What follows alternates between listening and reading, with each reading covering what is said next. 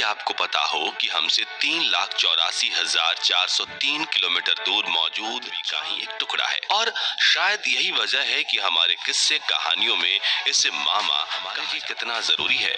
आप इस बात से अंदाजा लगा सकते हैं कि अगर ये ना रहे तो पृथ्वी पर दिन सिर्फ 6 घंटे में रिसर्च करने के लिए नए नए मिशन लॉन्च होते रहते हैं, और इन्हीं में से एक है हाल ही में इसरो द्वारा लॉन्च किया गया चंद्रयान 3 मिशन। हिस्से में उतरने जा रहा है जिसके बारे में हमारे वैज्ञानिकों को कुछ भी पता नहीं है।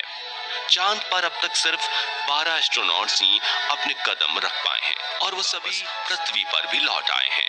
लेकिन इसके बावजूद बहुत कम लोग ये बात जानते हैं कि अमेरिका के एक महान साइंटिस्ट की कब्र वहां मौजूद है, और वो वहां कैसे पहुंचे, 1972 में क्यों नहीं गया, और क्या है चांद की भयानक दुनिया के गहरे राज।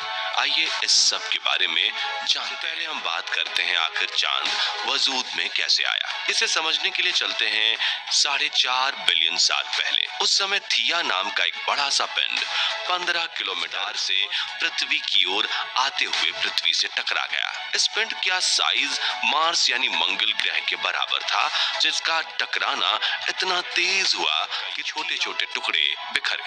इसके बाद ये पृथ्वी की ग्रेविटी की वजह से उसका चक्कर लगाने लगे। काफी समय गुजरने के बाद ये छोटे छोटे टुकड़े आपस में जुड़ गए। इन्होंने एक उपग्रह का रूप ले लिया, जिसे आज हम चांद के नाम से जानते हैं। धूल और मलबे से बने इस चांद का वजन 81 अरब टन है, जो गोल नजर आता है लेकिन इसकी शेप अंडाकार है। आपको बता दें कि हमारे सौर मंडल में टोटल 181 उपग्रह हैं, और साइज के मामले में चंद्रमा 5वें स्थान पर आता है। चांद का डायामीटर पृथ्वी के डायामीटर का सिर्फ 1/4 है, और आपको जानकर हैरानी होगी कि पृथ्वी में लगभग 49 चंद्रमा समा सकते हैं। वैज्ञानिकों का कहना है कि हर साल चंद्रमा धरती से 3.78 सेंटीमीटर दूर होता जा रहा है। अगर इस तरह यही होता रहा तो धरती की परिक्रमा करने में चंद्रमा को 47 दिन लगेंगे, जबकि अगर बात करें तो अभी इसे पृथ्वी की परिक्रमा करने में 28 दिन लगते हैं। अब चांद यहाँ से तो एक चमकीली हुई बॉल नजर आता है, लेकिन क्या आपने कभी सोचा है कि वो अपनी सतह से कैसा नजर आता होगा, वहां का वातावरण कैसा होगा? इसके बारे में रिसर्च करने के लिए हाल ही में इसरो ने चंद्रयान 3 मिशन को लॉन्च किया है, जो बहुत ही तेजी से चांद की तरफ बढ़ रहा है, और अगले महीने ही उसकी सतह पर पहुंचकर वहां के ऐसे ऐसे राज से पर्दा उठाएगा जो अब तक एक रहस्य बने हुए हैं। चंद्रयान 3 मिशन का मकसद चांद पर मौजूद मिट्टी, वातावरण और ठोस रूप में मौजूद पानी के बारे में जांच करना है, ताकि ये पता लगाया जा सके कि उपग्रह मानव के रहने लायक है या नहीं। वैसे चंद्रयान 3 से पहले भी अलग अलग देश के कई मून मिशन लॉन्च किए जा चुके हैं, जिनमें सबसे पॉपुलर है अपोलो 11 मिशन। इस मिशन में पहली बार इंसान ने पृथ्वी को छोड़कर किसी दूसरे सतह पर अपना कदम रखा था। चांद पर पहुंचने वाले पहले इंसान नील आर्मस्ट्रॉन्ग, जिन्होंने 21 जुलाई 1969 को चंद्रमा पर लैंडिंग की थी, और आज भी इनके पैरों के निशान चंद्रमा की सतह पर वैसे ही पड़े हुए हैं जैसा कि वो छोड़कर आए थे। ऐसा इसलिए क्योंकि चांद के वायुमंडल में हवा नहीं है। इसके अलावा चंद्रमा की गुरुत्वाकर्षण शक्ति भी पृथ्वी से कम है। इस वजह से चंद्रमा पर इंसान का वजन 16.5% कम हो जाता है। ग्रेविटी कम होने की वजह से ही अंतरिक्ष यात्री चांद की सतह पर उछल कूद करते हुए चलते नजर आते हैं। नासा द्वारा जारी किए गए वीडियो में आप देख सकते हैं कि कैसे नील आर्मस्ट्रॉन्ग कंगारू जैसे उछलते हुए अपना मिशन अंजाम दे रहे हैं। लेकिन इन एस्ट्रोनॉट्स ने वहां ऐसी ऐसी चीजें एक्सपीरियंस की जिसके बारे में शायद ही आपने सुना हो। असल में जब ईगल नाम का स्पेसक्राफ्ट नील आर्मस्ट्रॉन्ग और उनके साथी बज एल्ड्रिन को लेकर चांद पर लैंडिंग कर रहा था, तो उसके बाद स्पेसक्राफ्ट में मौजूद फ्यूल बर्फ का रूप लेने लगा। इसकी वजह थी चांद पर मौजूद लो ग्रेविटी, जिसके कारण फ्यूल पाइप का प्रेशर जरूरत से ज्यादा बढ़ गया था और ऐसा लग रहा था कि ये कुछ ही पलों में ब्लास्ट कर जाएगा।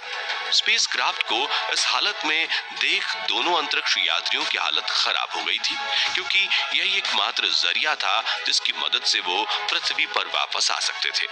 और अगर ये नहीं रहा तो ना वो धरती पर मौजूद टीम से संपर्क बना पाते और ना ही किसी तरह की मदद की आस रहती। पर इसे करिश्मा ही कहिए कि 2 घंटे बाद धीरे धीरे फ्यूल पाइप का प्रेशर कम होने लगा और ईंधन वापस से अपनी पहली अवस्था में आ गया।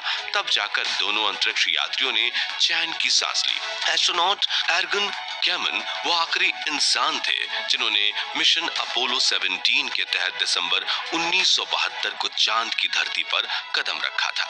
साथ ही चंद्रमा पर सबसे अधिक समय बिताने का रिकॉर्ड भी इन्हीं के नाम है, जो 74 घंटे 59 मिनट 38 सेकंड्स तक वहां रहे। लेकिन इनके बाद सिर्फ मैकेनिकल रोबोट को ही चांद पर भेजा गया। पर ऐसा क्यों अब इंसानों को वहां नहीं भेजा जाता?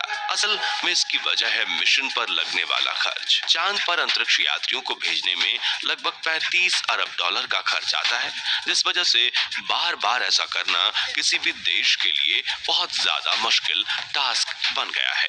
वहीं मैकेनिकल रोबोट्स को कम खर्च में वहां पहुंचाया जा सकता है और इसमें किसी के जान जाने का खतरा भी नहीं रहता।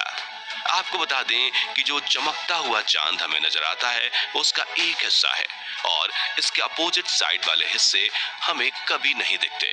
लाइट वाले हिस्से का तापमान लगभग 180 डिग्री सेल्सियस तक पहुंच जाता है, जिसकी गर्मी हम मनुष्यों के लिए सहन करने योग्य नहीं है। वहीं अंधेरे वाला हिस्सा यानी साउथ पोल का तापमान करीबन -153 डिग्री तक पहुंच जाता है। यही वजह है कि चांद पर अभी तक जितने भी अंतरिक्ष यात्री गए वो इसके नॉर्दर्न एरियाज में ही उतरे। इसलिए साउदर्न एरिया के बारे में हमारे साइंटिस्ट्स के पास कुछ ज्यादा जानकारी नहीं है। पर खास बात यह है कि चंद्रयान 3 चांद के साउदर्न एरिया में ही उतरने वाला है, जिसके बाद हमें वहां से जुड़ी ऐसी चीजों के बारे में पता चलेगा जिससे हम चांद का एक नया रूप देख सकेंगे। चंद्रयान 2 को भी इसी हिस्से में लैंड कराने की कोशिश की गई थी, लेकिन उसी दौरान वो क्रैश हो गया था। वैज्ञानिकों की माने तो चंद्रमा की सतह पर धूल का गुब्बार सूर्योदय और सूर्यास्त के समय पर मंडराता रहता है। ऐसा क्यों होता है, ये अब तक एक रहस्य बना हुआ है। वहीं कुछ एक्सपर्ट्स का मानना है कि मॉलिक्यूल्स के इलेक्ट्रिकल चार्ज की वजह से ऐसा हो सकता है। हालांकि थियरी को अभी तक किसी भी तरह का अप्रूवल नहीं मिला है, इसलिए ये धूल का गुब्बार हवा ना होने के बावजूद चांद की सतह पर कैसे मंडराते हैं, ये अब भी अपने आप में एक सवाल है। लेकिन चांद पर भी दाग है, ये कोट तो आपने जरूर सुना होगा, पर दाग किस चीज का है क्या आपको पता है? असल में पृथ्वी से दाग जैसे दिखने वाली ये धब्बे चंद्रमा पर मौजूद बड़े बड़े गड्ढे हैं जो उल्कापिंड के गिरने से बने हैं। अब आते हैं उसी सवाल पर कि अगर जितने भी अंतरिक्ष यात्री चांद पर गए वो सभी सही सलामत घर वापस लौट आए, तो फिर चांद पर कब्र किसकी मौजूद है? असल में इस महान वैज्ञानिक का नाम है इग्वेने मार्ले शूमेकर, जो दुनिया के सबसे बड़े वैज्ञानिक और अमेरिकन जियोलॉजिस्ट थे। इग्वेने मार्ले शूमेकर ने दुनिया के तमाम अंतरिक्ष यात्रियों को ट्रेंड किया था। यही नहीं, यूटा और कोलोराडो में यूरेनियम की खोज भी इन्होंने ही की थी। लेकिन 1997 में एक सड़क हादसे में इनकी जान चली गई, जिसके बाद नासा की मदद से इनकी कब्र चांद पर बनाई गई। दरअसल नासा ने इनको सम्मान देने के लिए इनकी अस्थियों की राख को चांद पर ले जाकर दफन किया था, इसलिए आज इनकी कब्र यहाँ मौजूद है। तो दोस्तों, ये थी चांद से जुड़ी कुछ अहम जानकारियां। बाकी आज के लिए बस इतना ही।